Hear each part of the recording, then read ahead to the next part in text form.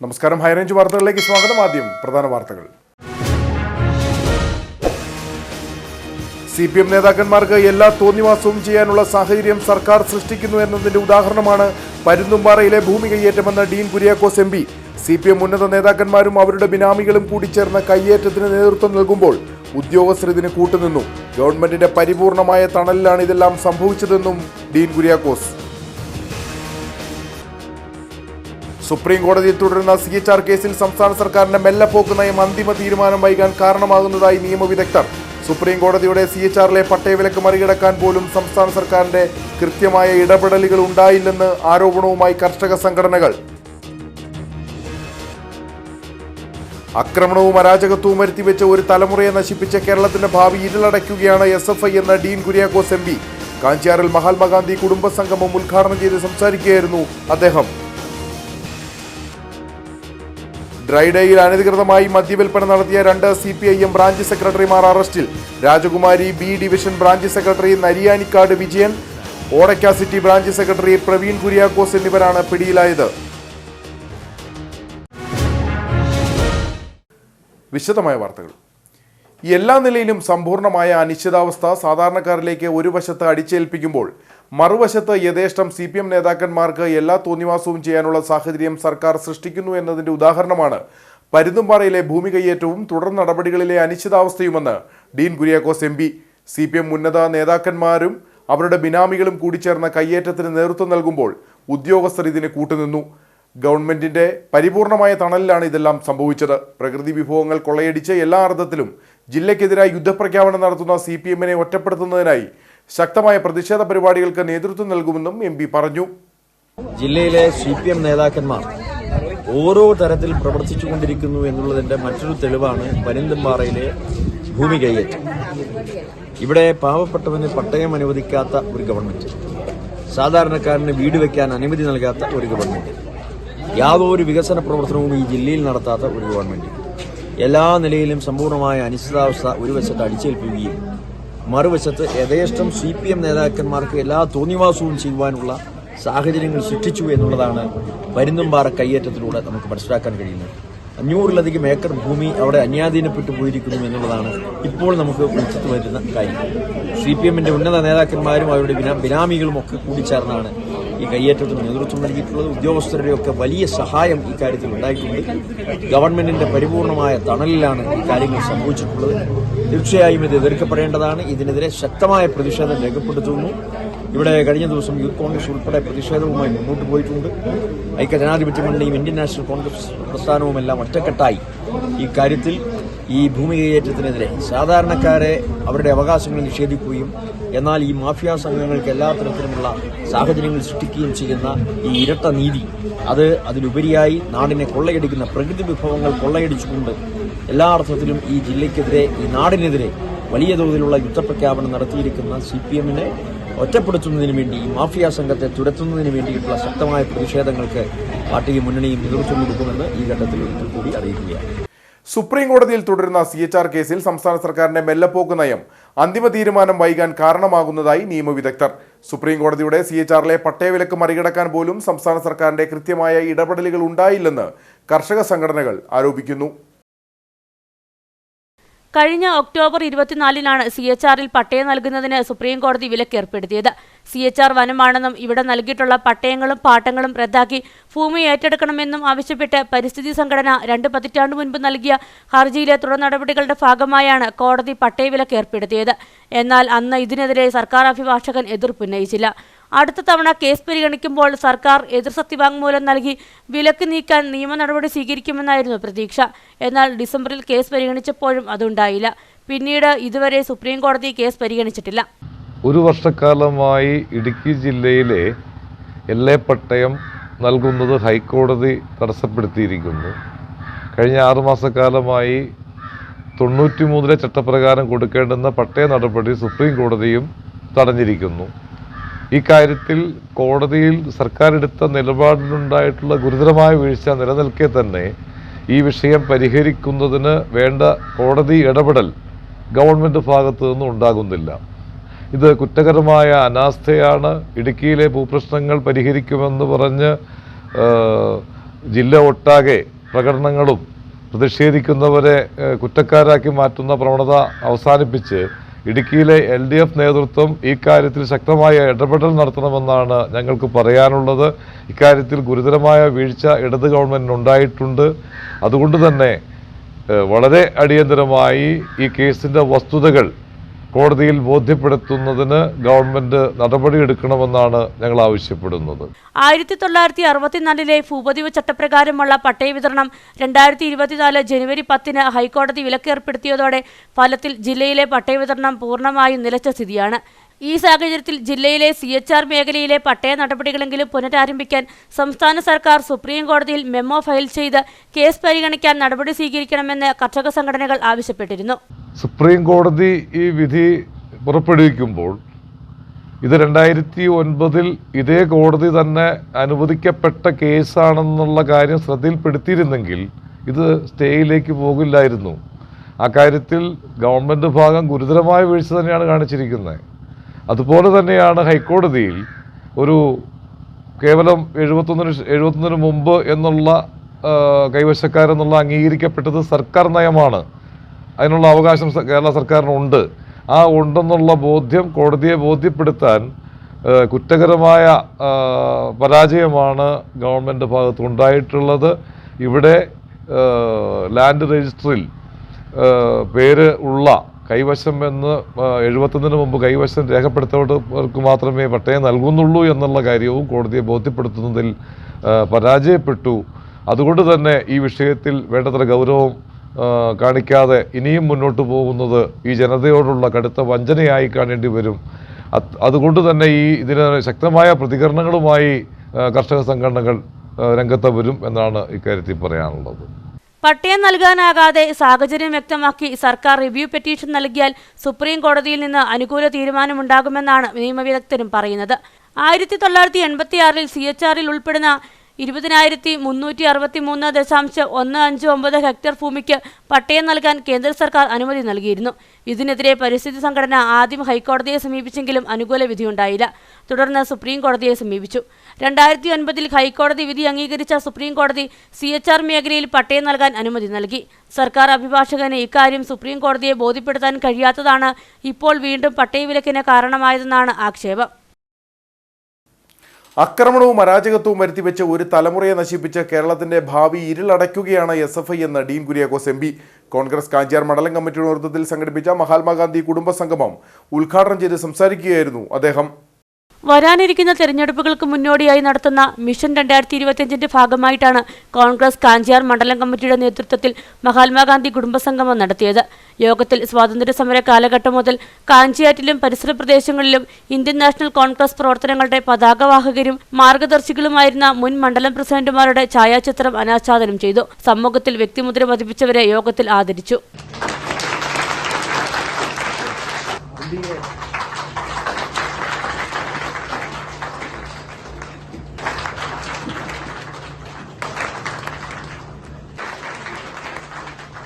യോഗം ഇടുക്കി MP ഡീൻ കുര്യാക്കോസ് ഉദ്ഘാടനം ചെയ്തു.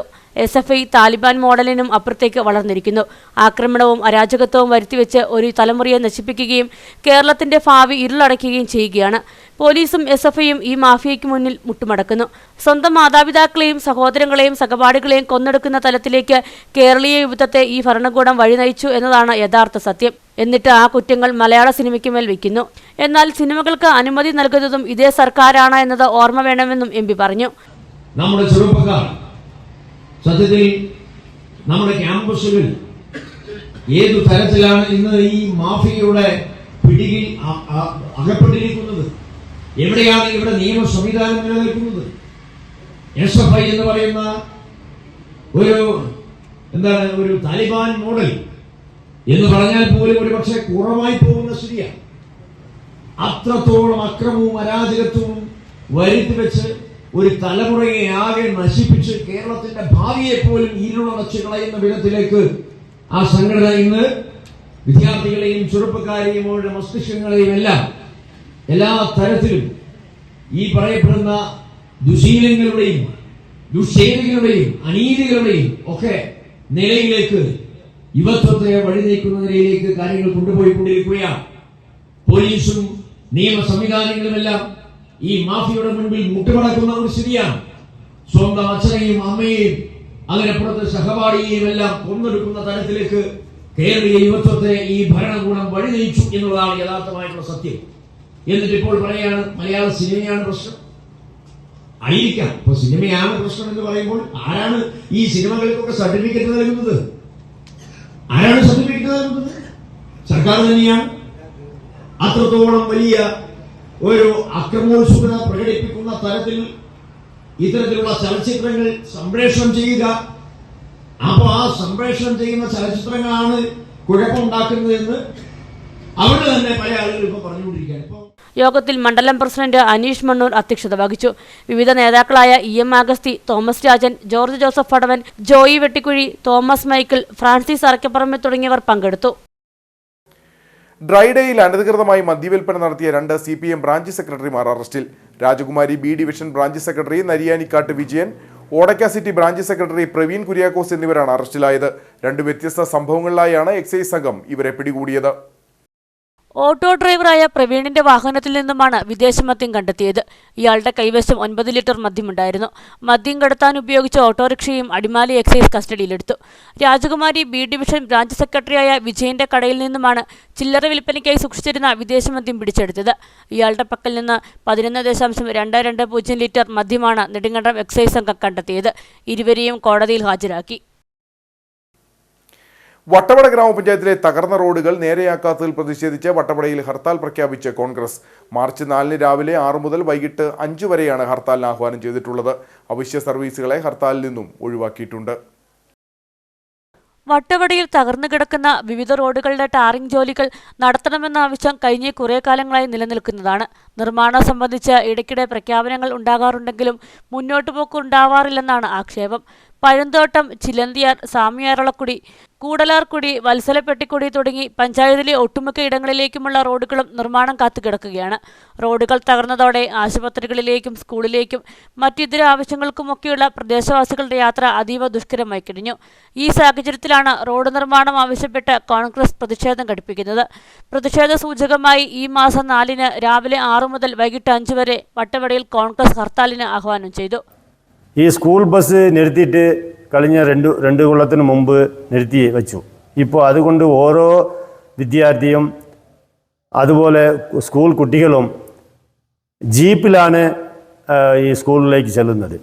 ജീപ്പിൽ മാസം പൈസ കൊടുത്താണ് അവർ ഓരോ മാസവും പൈസ കൊടുത്താണ് കുട്ടികളെല്ലാം സ്കൂളിലേക്ക് ചെല്ലുന്നത്. ഇങ്ങനെ പോകുമ്പോൾ ഇവിടുത്തെ വട്ടവട ഗ്രാമപഞ്ചായത്തിലുള്ള പൊതുജനങ്ങൾ ഭയങ്കര ബുദ്ധിമുട്ടിലാണ്. അതുപോലെ സഞ്ചാരികൾ വരുമ്പോൾ അവർക്കും ഭയങ്കര ബുദ്ധിമുട്ടാണ്.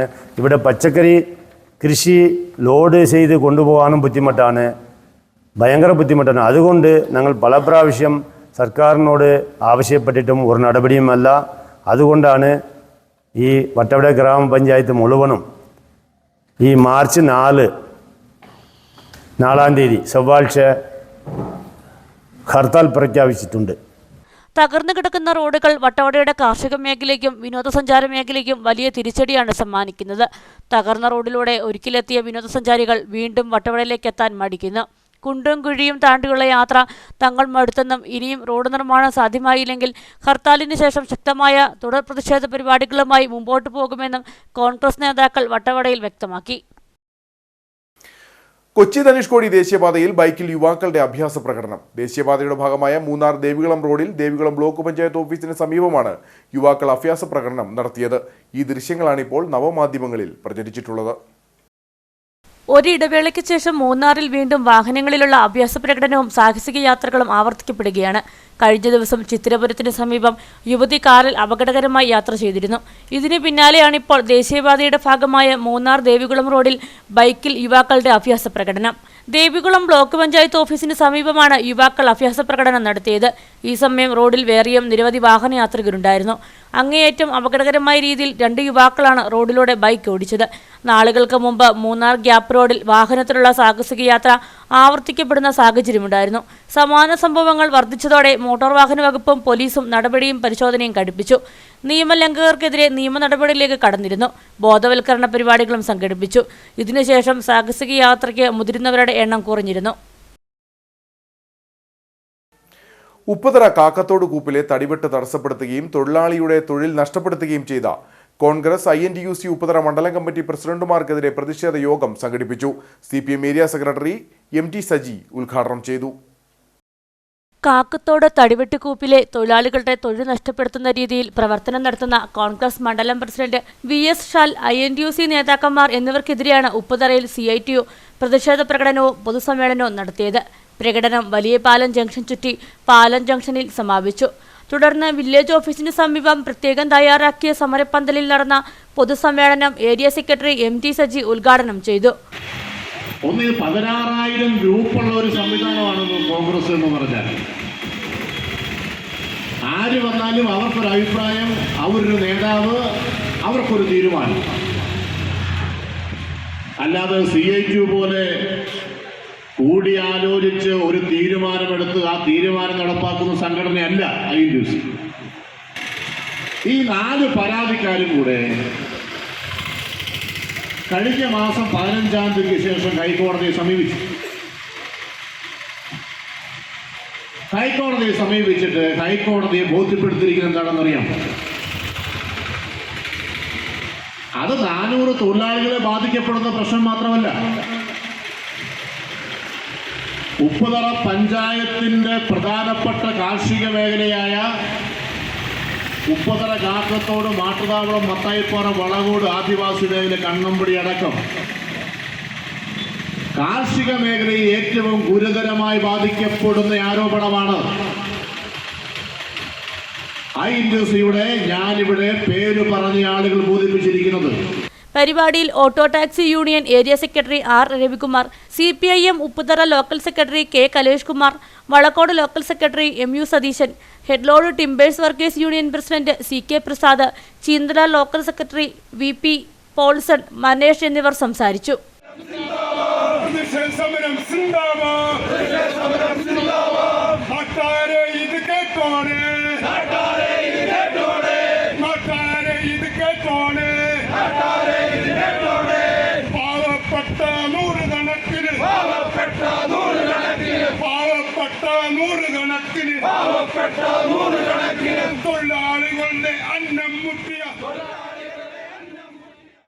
ഓട്ടോറിക്ഷയിൽ മീറ്റർ ഘടിപ്പിച്ച് ഓടിയില്ലെങ്കിൽ പണം നൽകേണ്ട എന്ന മോട്ടോർ വാഹന വകുപ്പിന്റെ പുതിയ നിയമത്തിനെതിരെ അയ്യപ്പൻകോവിലിൽ സംയുക്ത ഓട്ടോറിക്ഷ തൊഴിലാളികൾ പന്തംകൊളുത്തി പ്രകടനം നടത്തി. ഓട്ടോ ടാക്സി തൊഴിലാളി യൂണിയൻ പ്രസിഡന്റ് KR സോദരൻ ഉദ്ഘാടനം ചെയ്തു. ഓട്ടോ ടാക്സി തൊഴിലാളി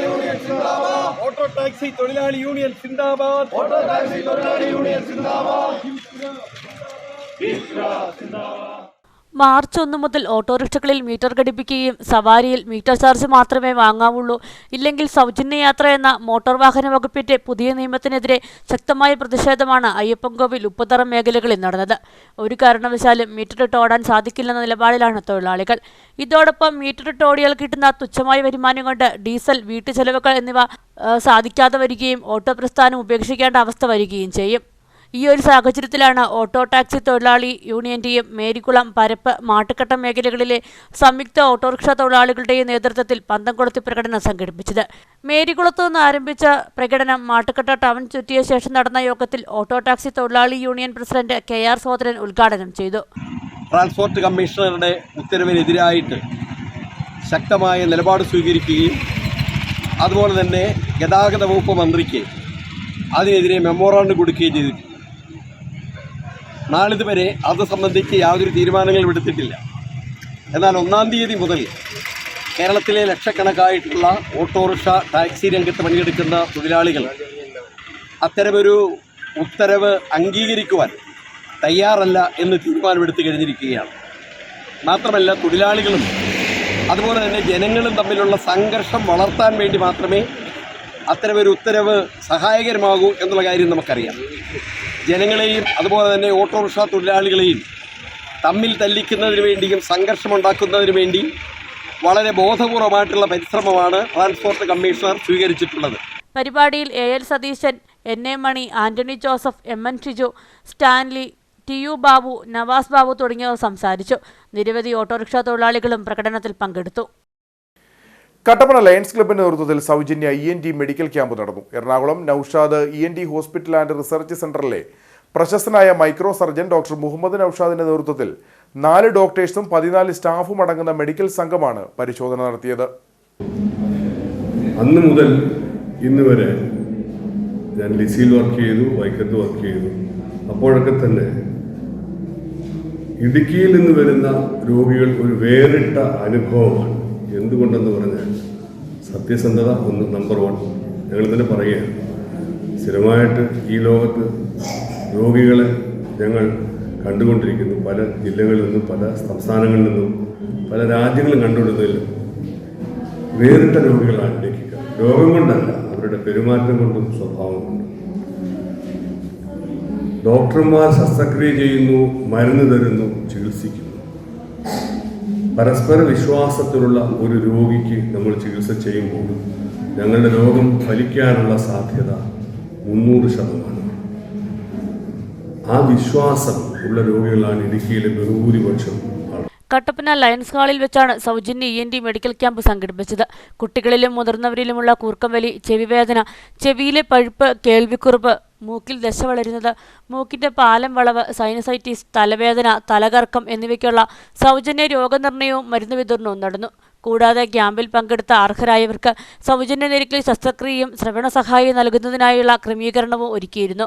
ഡോക്ടർ മുഹമ്മദ് റിയാസിനൊപ്പം doctor Tariq Muhammad, doctor Vinay Thampuran, doctor Saju തുടങ്ങിയവരും ക്യാമ്പിൽ പങ്കെടുത്തു. Kattappana Lions club president Sens Kurian, treasurer K Sasidharan, district project secretary George Thomas, joint secretary Alan Vincent, board member Tomy Mathew തുടങ്ങിയവർ നേതൃത്വം നൽകി. Kattappana Don Bosco English medium സ്കൂളിൽ സ്പോർട്സ് ഹബ്ബ് ഉദ്ഘാടനം നടന്നു. Don Bosco Bangalore province economer father Joy Nedumparambil ഉദ്ഘാടനം ചെയ്തു. വാദ്യമേളങ്ങളുടെ അകമ്പടിയോടെയാണ് വിശിഷ്ടാതിഥികളെ സ്വീകരിച്ചത്. School manager father Varghese Thannippara അധ്യക്ഷനായി. Don Bosco Bangalore province economer father Joy Nedumparambil ഉദ്ഘാടന കർമ്മം നിർവഹിച്ചു. 3 വർഷങ്ങൾക്ക് മുമ്പ് നമ്മൾ ഇവിടെ കടന്നു വരികയും ഈ ഒരു സംരംഭം ഇവിടെ തുടങ്ങുകയും ചെയ്തു. പക്ഷെ ഓരോ പ്രാവശ്യം വരുമ്പോൾ എന്തൊക്കെയോ അവർ കൂടുതലായിട്ട് കുറേ അഡീഷൻസ് ഇവിടെ വരുത്തുന്നുണ്ട്. ഈ പേരൻസിനെ തന്നെ ചിലപ്പോൾ എനിക്ക് ഒരു പക്ഷേ അവർക്ക് തന്നെ ഒരു അത്ഭുതം അവർ കണ്ടിരിക്കാം. ഡോൺ ബോസ്കോ കട്ടപ്പന ഈ കഴിഞ്ഞ 3 വർഷങ്ങൾക്കുള്ളിൽ ഒത്തിരി മാറ്റങ്ങൾക്ക് സാക്ഷ്യം വഹിച്ചിട്ടുണ്ട്. അതിൽ ഏറ്റവും വലിയ ഉദാത്തമായ ഒരു ഉദാഹരണമാണ് ഈ സ്പോർട്സ് ഹബ്ബ്. നമ്മുടെ പ്രോവിൻസിൽ ബഹുമാനപ്പെട്ട അച്ഛന്മാർ സൂചിപ്പിച്ചതുപോലെ Don Bosco we work with young people and with children and for them sports is the most important thing. Of course study is also important, that's the first thing. And then along with study you are also suppose to engage yourself in sports.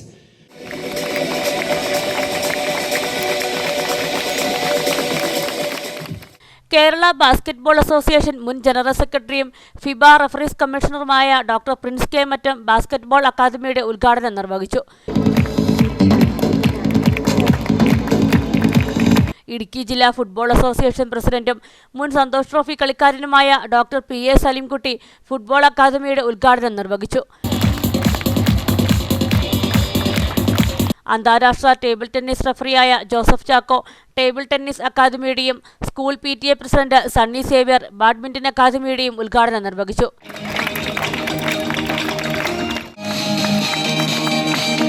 വേനൽ അവധിക്കാലത്ത് കുട്ടികൾക്കും യുവാക്കൾക്കും football, basketball, badminton, football nursery തുടങ്ങിയ കായിക വിനോദങ്ങളിൽ പ്രാവീണ്യം നേടാനുള്ള അവസരമാണ് ഡോൺ ബോസ്കോ സമ്മർ കോച്ചിംഗ് ക്യാമ്പുകൾ വഴി ഒരുക്കിയിരിക്കുന്നത്. മൊബൈൽ അഡിക്ഷന്റെയും മയക്കുമരുന്ന് ഉൾപ്പെടെയുള്ള ലഹരി വസ്തുക്കളുടെ ദുരുപയോഗത്തിൽ വീഴുന്ന പുതുതലമുറയെ മോചിപ്പിച്ച് പഠന നിലവാരം മെച്ചപ്പെടുത്തുകയും യുവാക്കളെ സ്പോർട്സ് അധിഷ്ഠിത തൊഴിൽ സാധ്യതകളിലേക്ക് നയിക്കുകയും ചെയ്യുകയാണ് ഈ പദ്ധതിയുടെ ലക്ഷ്യം. പെൺകുട്ടികൾക്കായി പ്രത്യേക പരിശീലനം ഉണ്ടായിരിക്കും. ഉദ്ഘാടന യോഗത്തിന് ശേഷം ബാസ്കറ്റ്ബോൾ പ്രദർശന മത്സരവും നടന്നു. Principal Varghese Edathichira, vice principal father Bibin Thomas, Kurian Jimmy തുടങ്ങിയവർ സംസാരിച്ചു. പിഗ് ഫാർമേഴ്സ് അസോസിയേഷൻ സംസ്ഥാന ശില്പശാലയും ഇടുക്കി ജില്ലാ കൺവെൻഷനും തടിയമ്പാട് പാപ്പൻസ് ഹാളിൽ നടന്നു. Idukki block panchayat president Ancy Thomas ഉദ്ഘാടനം ചെയ്തു.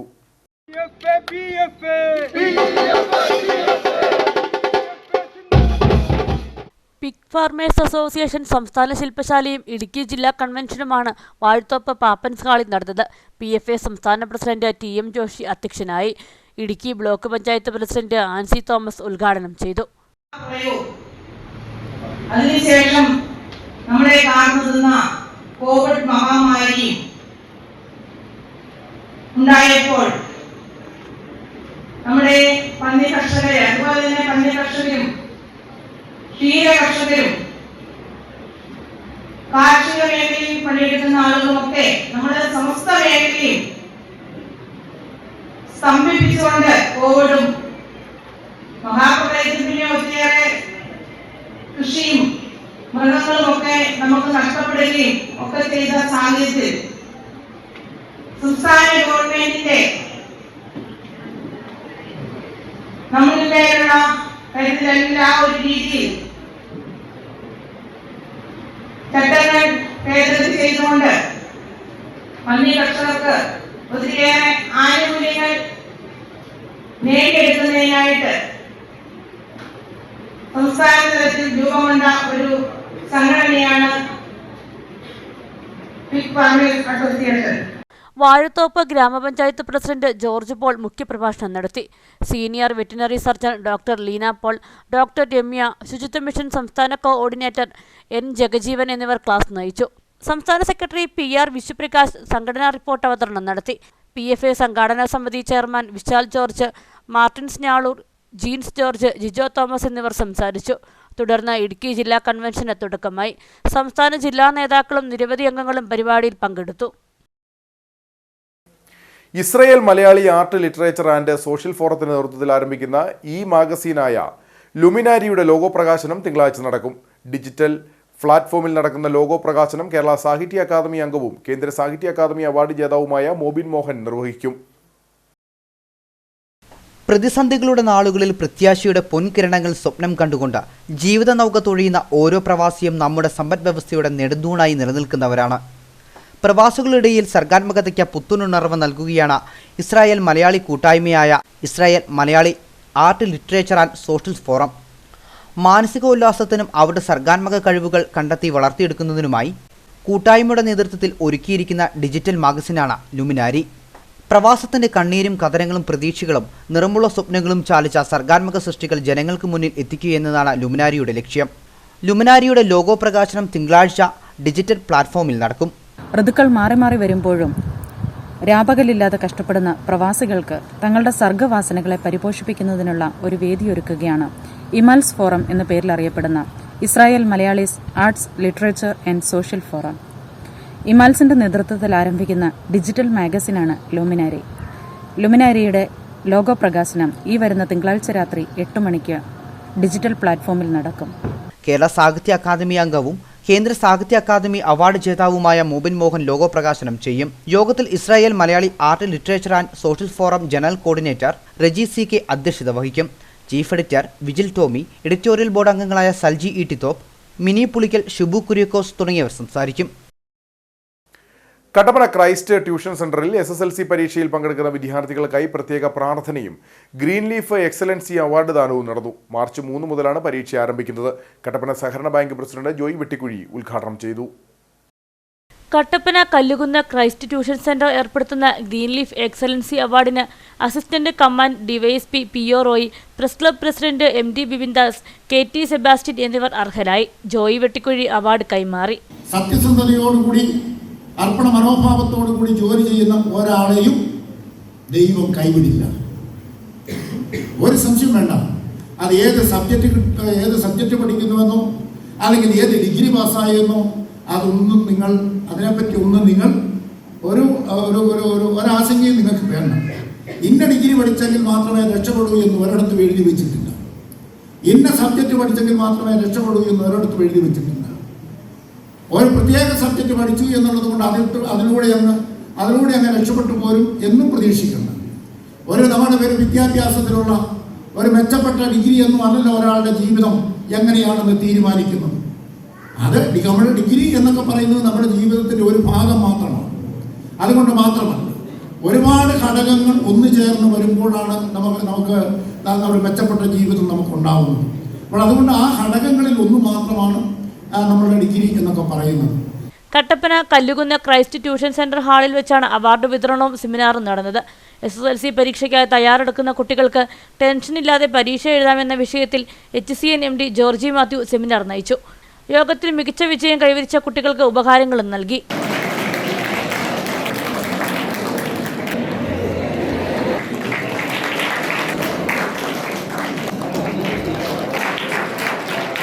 തുടർന്ന് പരീക്ഷയ്ക്ക് തയ്യാറെടുക്കുന്ന വിദ്യാർത്ഥികൾക്കായി പ്രത്യേക പ്രാർത്ഥനയും നടന്നു. Christ tuition centre director Saji Fernandez, Sukanyamol Raju, Bibin Binu തുടങ്ങിയവർ സംസാരിച്ചു. ഉപ്പുതറയിൽ കേരള വനം വന്യജീവി വകുപ്പിന്റെയും വൈൽഡ് ലൈഫ് ഇടുക്കി സെക്ഷന്റെയും നേതൃത്വത്തിൽ മനുഷ്യ വന്യജീവി സംഘർഷം ഒഴിവാക്കുന്നതിനായുള്ള ബോധവൽക്കരണ പരിപാടി നടന്നു. 2 ദിവസങ്ങളായി നടന്ന ബോധവൽക്കരണ പരിപാടിയിൽ നിരവധി പേർ പങ്കെടുത്തു. ഉപ്പുതറ, കിഴുകാനം, കോതപാറ മേഖലകളിലാണ് ബോധവൽക്കരണ പരിപാടി നടത്തിയത്. മനുഷ്യനും വന്യജീവിയുമായുള്ള സംഘർഷം ഓരോ ദിവസവും കൂടി വരുന്ന സാഹചര്യത്തിൽ ആദിവാസി മേഖലകളിലെയും വനാതിർത്തി പ്രദേശങ്ങളിലെ ജനങ്ങളെയും ഉൾപ്പെടുത്തി ഇടുക്കി വൈൽഡ് ലൈഫ് സെക്ഷനാണ് ബോധവൽക്കരണ സെമിനാർ സംഘടിപ്പിച്ചത്. Section officer Mathew Varghese, assistant wild life warden B Prasad Kumar, Kizhukanam section officer Sajimon എന്നിവർ നേതൃത്വം നൽകി. EDC ചെയർമാൻമാരായ ഡെയ്സി സോമൻ, പങ്കജാക്ഷി, ഊരുമൂപ്പന്മാരായ മദനമോഹനൻ, രാമൻ തേക്കുംതോട്ടം, രാധാകൃഷ്ണൻ, കിഴുകാനം സെക്ഷൻ ഓഫീസിലെ ജീവനക്കാർ തുടങ്ങിയവർ പങ്കെടുത്തു. നെരിയമ്പാറ പുതിയകാവ് ദേവീക്ഷേത്രത്തിൽ കുംഭഭരണി മഹോത്സവത്തിന് തുടക്കമായി. മാർച്ച് 2, 3, 4 തീയതികളിലാണ് ആഘോഷം നടക്കുന്നത്.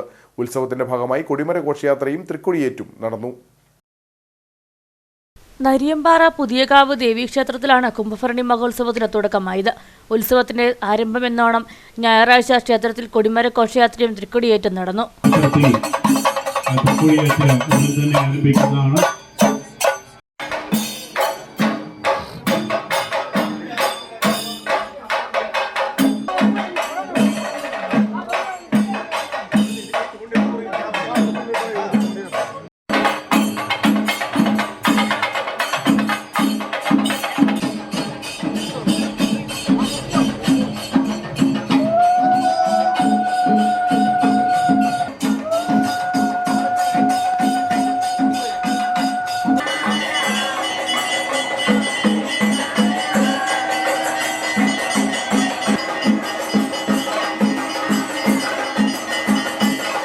മാർച്ച് 2, 3, 4 തീയതികളിലാണ് കുംഭഭരണി മഹോത്സവം ക്ഷേത്രത്തിൽ നടക്കുന്നത്.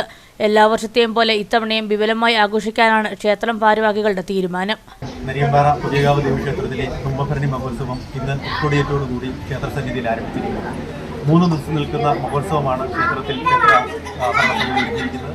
പ്രദേശത്തെ ആളുകളുടെ എല്ലാ കലാപരിപാടികൾ, അതുപോലെ തന്നെ തിരുവാഭരണ ഘോഷയാത്ര, വടക്കുപുറത്ത് വഴിയ ഗുരുതി, അതുപോലെ ക്ഷേത്രം തന്ത്രിയുടെ കാർമ്മികത്വത്തിലെ കലശപൂജ എന്നിവയാണ് പ്രധാനമായും ക്ഷേത്രസന്നിധിയിൽ നടത്തപ്പെടുന്നത്.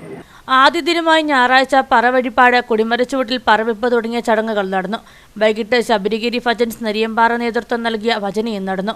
ചടങ്ങുകൾക്ക് ക്ഷേത്രം മേൽശാന്തി മഹാദേവൻ എമ്പ്രാന്തിരി നേതൃത്വം നൽകി. ക്ഷേത്രം ദേവസ്വം കമ്മിറ്റി ഭാരവാഹികളായ KK Thankappan, Kalloorath Suresh Kuzhikkattu, Aneesh Thankappan, Rajesh Narayanan, KK Babu, PP Chandran, J Jayakumar തുടങ്ങിയവർ നേതൃത്വം നൽകി.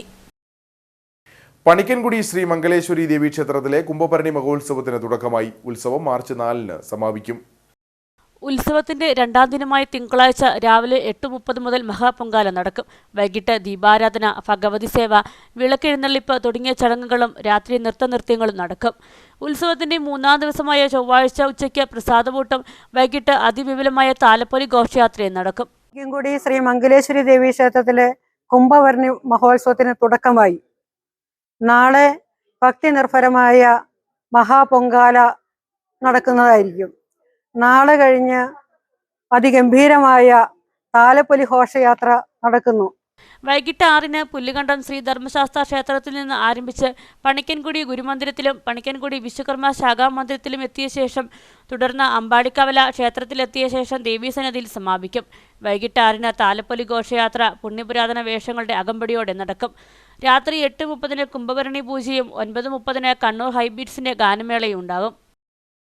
നേർക്കാഴ്ചയിലേക്ക്.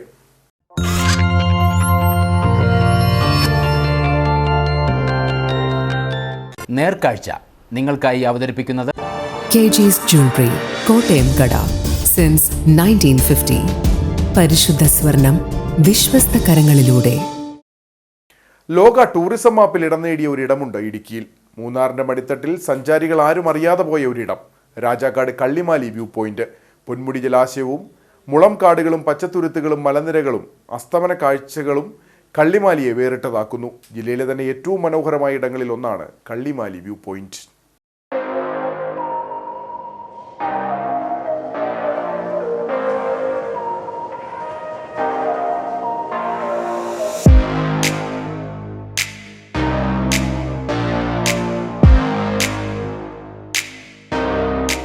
മലനിരകൾക്കിടയിൽ ചുറ്റപ്പെട്ട പൊന്മുടി ജലാശയം, പച്ചപ്പാർന്ന ചെറുതുരുത്തുകൾ, ഓളങ്ങളെ വകഞ്ഞുമാറ്റി മത്സ്യബന്ധനം നടത്തുന്ന ഗ്രാമീണർ, മനം മയക്കുന്ന അസ്തമയ കാഴ്ചകൾ തുടങ്ങി എത്ര വർണ്ണിച്ചാലും മതിയാകാത്ത പ്രകൃതി സൗന്ദര്യം നിറഞ്ഞു തുളുമ്പുന്ന ഇടമാണ് ഇടുക്കി ജില്ലയിലെ രാജാക്കാട് കള്ളിമാലി വ്യൂ പോയിന്റ്.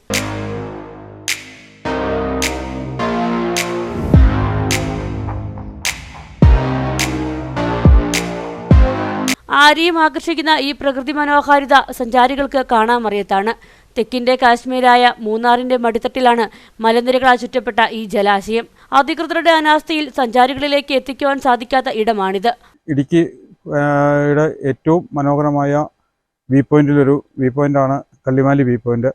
ഇവിടെ പഞ്ചായത്തിൻ്റെ അനാസ്ഥയും അതുപോലെ തന്നെ ഇവിടെയുള്ള ഭരണ സംവിധാനത്തിൻ്റെ ഒരു വീഴ്ച കൊണ്ടായിരിക്കാം ഇത് ലോകഭൂപടം അറിയപ്പെടുന്ന ഈ പ്രദേശം അധികം വിനോദയാത്രക്കാർക്കാർക്കും ഇങ്ങോട്ട് കടന്നു വരാൻ കഴിയുന്നില്ല. യാതൊരുവിധ സംവിധാനങ്ങളും ഇവിടെയില്ല. ആളുകൾ അറിയാതെ പോകുന്നു. ഇവിടെ ആകെപ്പാടെ ഇപ്പോൾ ഉള്ളൊരു വരുന്ന ടൂറിസ്റ്റുകൾ എന്ന് പറയുന്നത് ജംഗിൾ സഫാരി നടത്തുന്ന KSRTC മാത്രമാണ് ഈ ഭാഗത്തേക്ക് ഇപ്പോൾ ഇറങ്ങി വരുന്നത്. ഇവിടെ വന്നു കഴിഞ്ഞാൽ വെയിലത്തിരിക്കേണ്ട ഒരവസ്ഥയിലേക്കാണ് നമ്മുടെ ടൂറിസ്റ്റുകൾ ആരെങ്കിലും വന്നാൽ തന്നെ ഇവിടെ ഈ വെയിലത്തിരിക്കേണ്ട ഒരു അവസ്ഥയാണ് വരുന്നത്. അതുപോലെ തന്നെ നമ്മൾ ആനച്ചാൽ സൈഡിൽ നിന്നൊക്കെ 10-500 ട്രിപ്പ് ജീപ്പുകൾ ഉള്ളതാണ്. എന്നാൽ അതിൽ ഒരു ജീപ്പ് 10-15 ജീപ്പ് സവാരികളാണ് ഇങ്ങോട്ട് കയറി വരുന്നത്. അവർ പൊന്മുടി ഡാമും കൊണ്ട് നിന്ന് പോകുന്നൊരു സ്ഥിതിയാണുള്ളത്. ഇവിടെ വരുന്ന ആളുകൾ എന്ന് പറഞ്ഞാൽ വളരെ ഹാപ്പിയായിട്ട് വളരെ ഇഷ്ടപ്പെട്ടാണ് ഈ പ്രദേശത്ത് നിന്നും കടന്നു പോകുന്നത്. മൂന്നാറിൽ നിന്നും ആനച്ചാൽ വഴി 28 കിലോമീറ്റർ സഞ്ചരിച്ചാൽ ദൃശ്യഭംഗി ആസ്വദിക്കാൻ സാധിക്കും. അടിസ്ഥാന സൗകര്യങ്ങൾ ഒരുക്കിയാൽ ജില്ലയുടെ മുഖച്ഛായ മാറ്റുവാൻ സാധിക്കുന്ന ടൂറിസം ഡെസ്റ്റിനേഷനാണ് കള്ളിമാലി.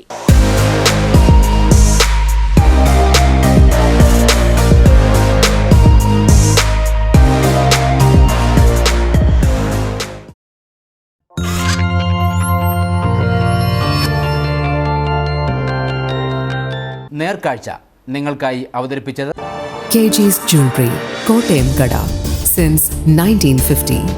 പരിശുദ്ധ സ്വർണം വിശ്വസ്ത കരങ്ങളിലൂടെ. പ്രധാന വാർത്തകൾ ഒരിക്കൽ കൂടി. CPM നേതാക്കന്മാർക്ക് എല്ലാ തോന്നിവാസവും ചെയ്യാനുള്ള സാഹചര്യം സർക്കാർ സൃഷ്ടിക്കുന്നു എന്നതിന്റെ ഉദാഹരണമാണ് പരുന്തുംപാറയിലെ ഭൂമി കയ്യേറ്റമെന്ന് ഡീൻ കുര്യാക്കോസ് MP. CPM ഉന്നത നേതാക്കന്മാരും അവരുടെ ബിനാമികളും കൂടി ചേർന്ന കയ്യേറ്റത്തിന് നേതൃത്വം നൽകുമ്പോൾ ഉദ്യോഗസ്ഥർ ഇതിന് കൂട്ടുനിന്നു. ഗവൺമെന്റിന്റെ പരിപൂർണമായ തണലിലാണ് ഇതെല്ലാം സംഭവിച്ചതെന്നും ഡീൻ കുര്യാക്കോസ്. സുപ്രീം കോടതിയിൽ തുടരുന്ന CHR കേസിൽ സംസ്ഥാന സർക്കാരിന്റെ മെല്ലെപ്പോക്ക് നയം അന്തിമ തീരുമാനം വൈകാൻ കാരണമാകുന്നതായി നിയമവിദഗ്ധർ. സുപ്രീം കോടതിയുടെ CHRലെ പട്ടയവിലക്ക് മറികടക്കാൻ പോലും സംസ്ഥാന സർക്കാരിന്റെ കൃത്യമായ ഇടപെടലുകൾ ഉണ്ടായില്ലെന്ന് ആരോപണവുമായി കർഷക സംഘടനകൾ. അക്രമണവും അരാജകത്വവും വരുത്തിവെച്ച ഒരു തലമുറയെ നശിപ്പിച്ച കേരളത്തിന്റെ ഭാവി ഇരുളടയ്ക്കുകയാണ് SFI എന്ന ഡീൻ കുര്യാക്കോസ് MP. കാഞ്ചിയാറിൽ മഹാത്മാഗാന്ധി കുടുംബസംഗമം ഉദ്ഘാടനം ചെയ്ത് സംസാരിക്കുകയായിരുന്നു അദ്ദേഹം. ഡ്രൈഡേയിൽ അനധികൃതമായി മദ്യവിൽപ്പന നടത്തിയ 2 CPIM ബ്രാഞ്ച് സെക്രട്ടറിമാർ അറസ്റ്റിൽ. Rajakumari B division branch secretary Nariyanikkad Vijayan, Odakka city branch secretary Praveen Kuriakose എന്നിവരാണ് പിടിയിലായത്. ഇതോടെ ഈ വാർത്താ ബുള്ളറ്റിൻ സമാപിക്കുന്നു. നമസ്കാരം.